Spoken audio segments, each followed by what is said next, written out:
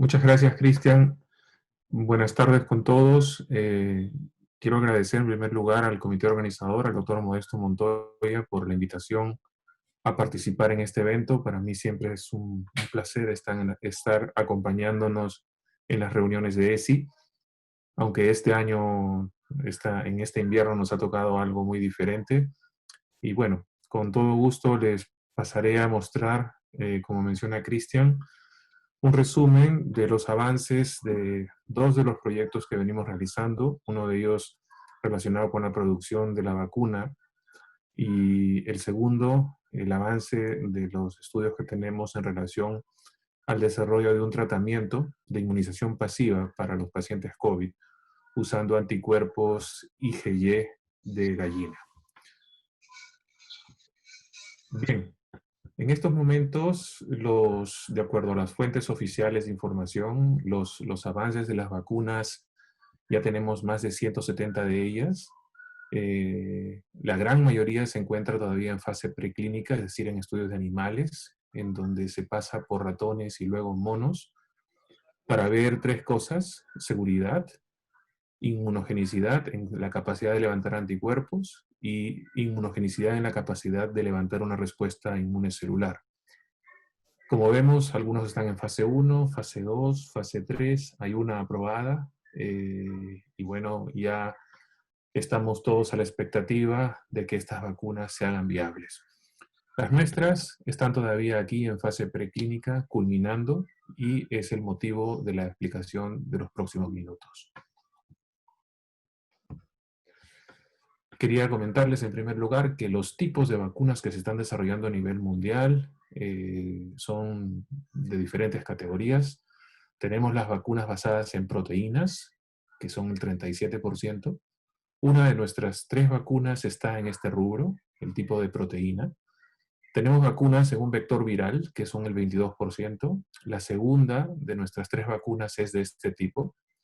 Las vacunas genéticas y las vacunas con virus completos atenuados. Y una cantidad menor son vacunas basadas en bacterias, apenas el 2%. Y aquí está nuestra tercera vacuna, que quisiera mencionar es la más promisoria que tenemos hasta este momento por los resultados y características que les voy a comentar.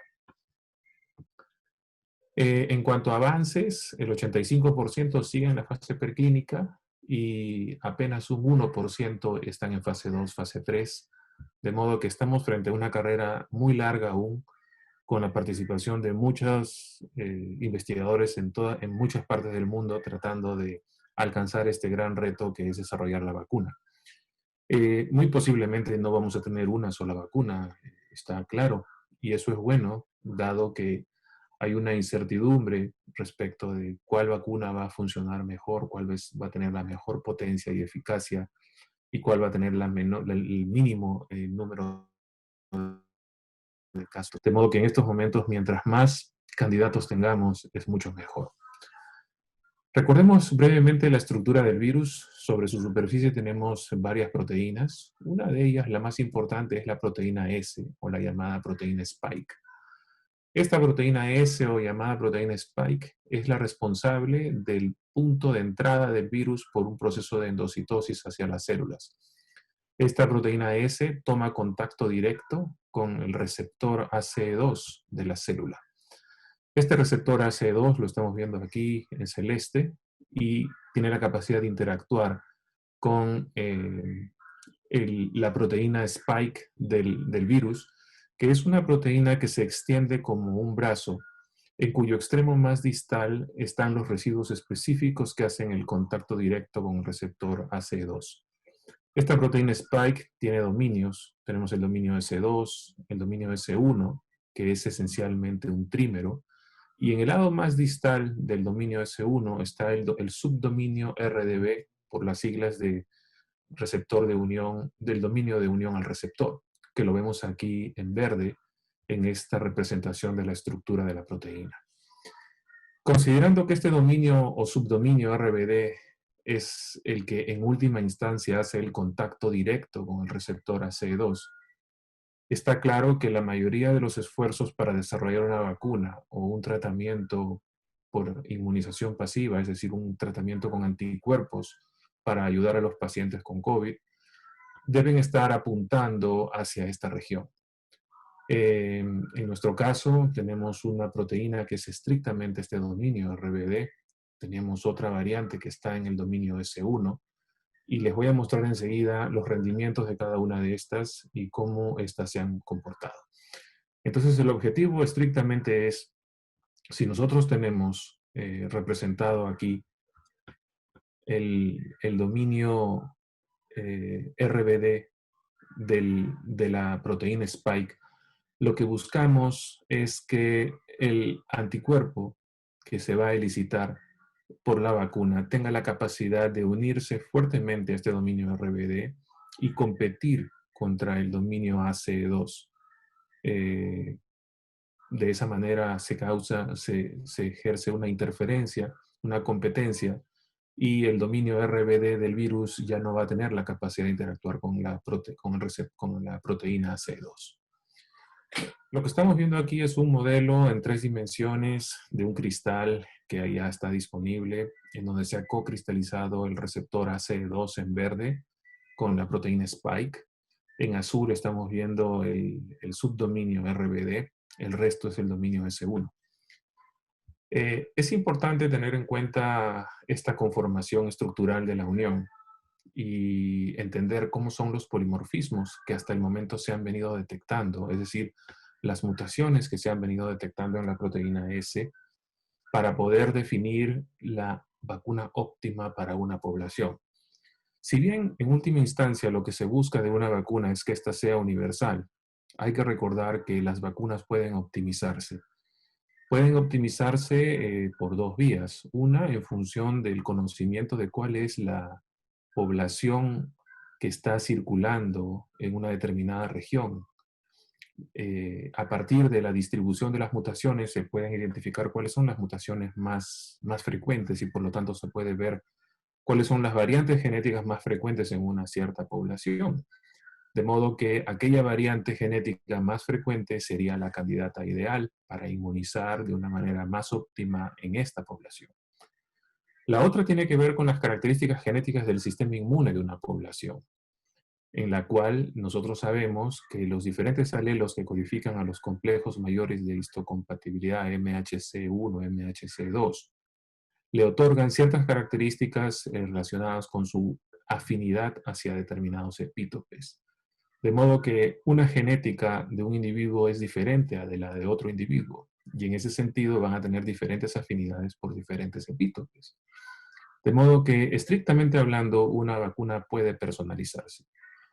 Debido a que el subdominio RBD es mucho más conservado que el subdominio S, la personalización de una vacuna, su optimización para que funcione de la mejor manera posible en una población, estaría limitada estrictamente al dominio S1, más no en el subdominio RBD, dado que este tiene un mayor grado de conservación.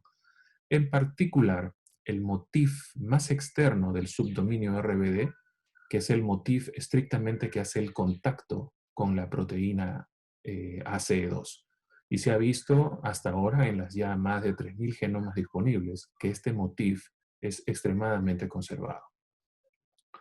Lo que hemos visto en el laboratorio, en base a simulaciones de dinámica molecular y modelamientos, es que las diferentes mutaciones que se están observando a nivel de la proteína S1 están afectando la afinidad de este receptor por la proteína AC2. El que cambie la afinidad implica que eventualmente cambie la virulencia de una cepa mutante y eventualmente la patogenicidad. De modo que podemos encontrar cepas con ciertas mutaciones que le confieren características físico-químicas como por ejemplo repulsiones electrostáticas o incrementos de la atracción electrostática o ciertas perturbaciones estructurales que desestabilizan la interacción. Entonces, en principio, las diferentes mutaciones van a estar ocasionando características como cambios en la patogenicidad y la virulencia. Teniendo en cuenta esto, lo que hemos evaluado y lo que hemos realizado en nuestro grupo de investigación, dicho sea de paso, conformado por la empresa Farbet, una empresa biotecnológica basada en Chincha que desarrolla vacunas aviares, veterinarias y nuestro laboratorio en la Universidad Peruana Cayetano Heredia. En cuanto a las proteínas candidatas para vacunas, hemos evaluado 4 de ellas: el complejo S1-S2, la proteína S1 monomérica, la proteína S1 trimérica, para tener un mejor acercamiento a lo que ocurre en el mundo real, el dominio RBD y el dominio RBD dimerizado. Les puedo contar que hasta el momento las mejores que han funcionado son la RBD y la S1, siendo la RBD la de elección por su mayor facilidad en su producción y el menor costo asociado a este. Para producir estas proteínas, hemos primero tenido que desarrollar un baculovirus genéticamente modificado que lleva un gen que codifica estas proteínas, y este baculovirus infecta en un cultivo celular de células SF9 de insecto para que éstas expresen la proteína y la expulsen al medio extracelular.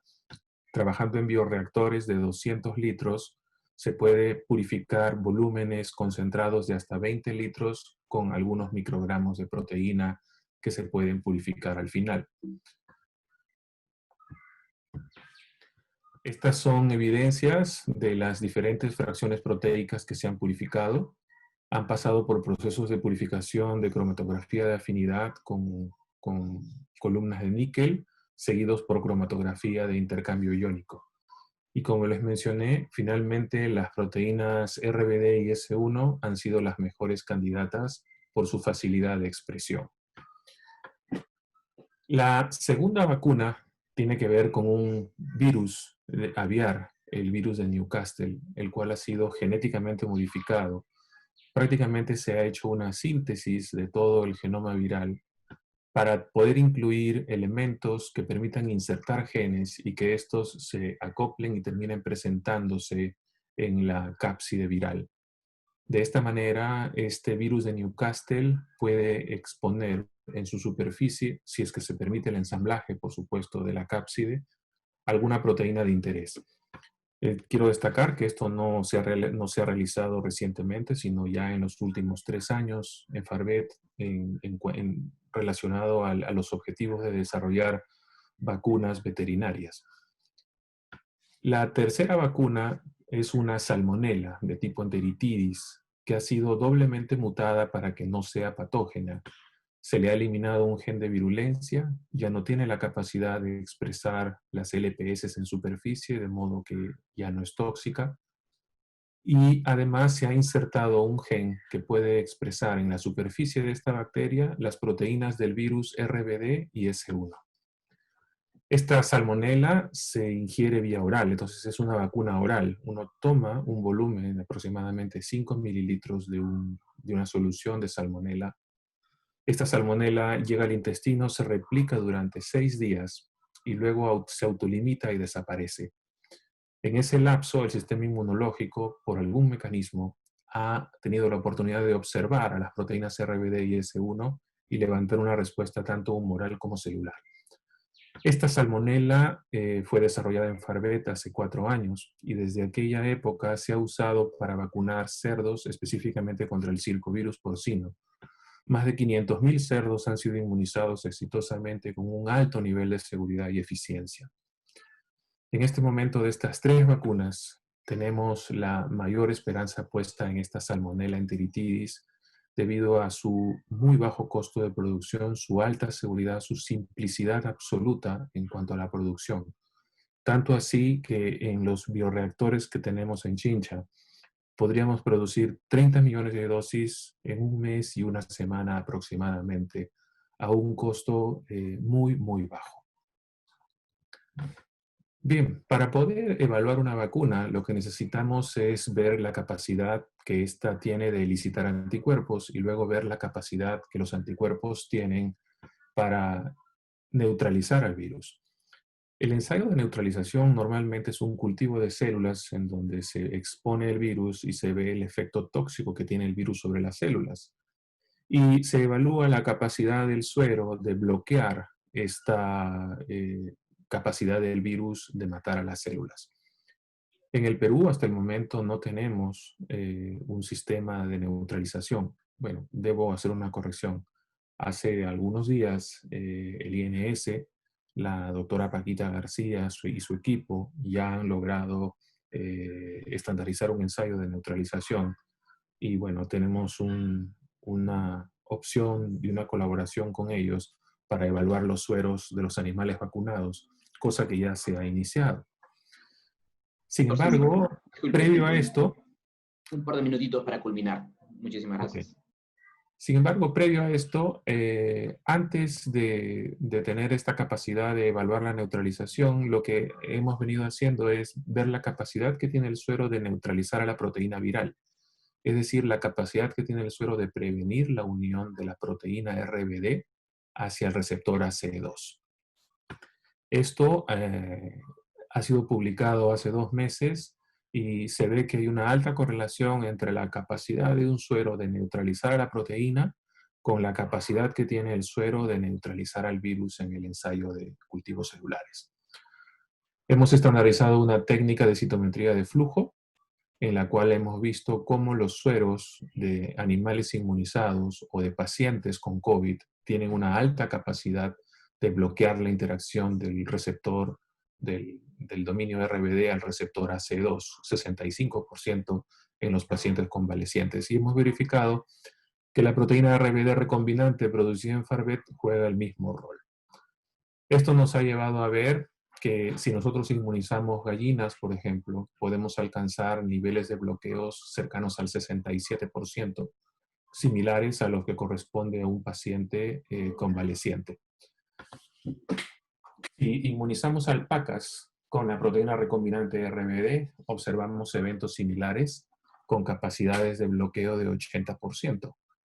Si utilizamos los kits comerciales para evaluar neutralización, encontramos también una evidencia fuerte de que los sueros inmunizados de animales tienen una alta capacidad de inhibición. En el caso de la salmonela, de las varias cepas que tenemos, puesto que estas se han modificado con diferentes plásmidos y también introduciendo el gen en el cromosoma, nos ha permitido identificar una variante de nuestras 4 variantes que hemos evaluado de la salmonela que tiene la mayor capacidad de bloquear a la proteína viral.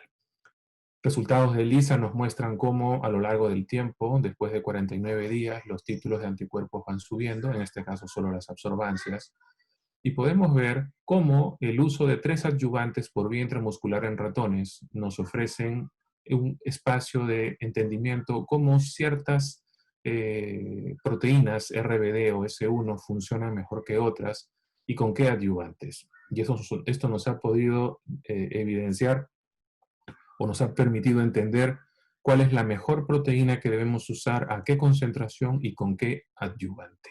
Y esta es la proteína RBD con un adyuvante que es desarrollado in-house a partir de insumos con aprobación FDA y producción GMP. Finalmente, cuando hemos vacunado alpacas, hemos encontrado también incrementos en los títulos de anticuerpos con altos niveles de capacidad de neutralización de la proteína viral. Cuando digo altos, estoy hablando de niveles mayores a lo que corresponde para un suero de un paciente con COVID convaleciente. Y finalmente, si me permiten 3 minutos solamente, o 1 minuto, disculpen, el tema del tratamiento de inmunización pasiva ha consistido en inmunizar las gallinas con la vacuna y a los 35 días recoger de la yema de los huevos los anticuerpos para que estos anticuerpos de gallina puedan ser suministrados a los humanos. Tenemos diferentes métodos para purificar estos anticuerpos a partir de la yema del huevo. Hemos encontrado que es uno muy simple, prácticamente inocuo, donde no interviene ningún químico extraño. Y hemos evaluado la producción de estos anticuerpos, sus capacidades de neutralización de la proteína viral, y luego los hemos suministrado a diferentes animales, desde ratones, conejos, hasta cerdos. Y hemos evaluado la capacidad de neutralización por citometría, por métodos comerciales y por un ensayo celular. Y lo interesante, y con esto termino, que hemos encontrado es que nosotros podemos administrar los anticuerpos IgY por vía intravenosa a los ratones, por vía subcutánea, por vía intranasal y por vía oral.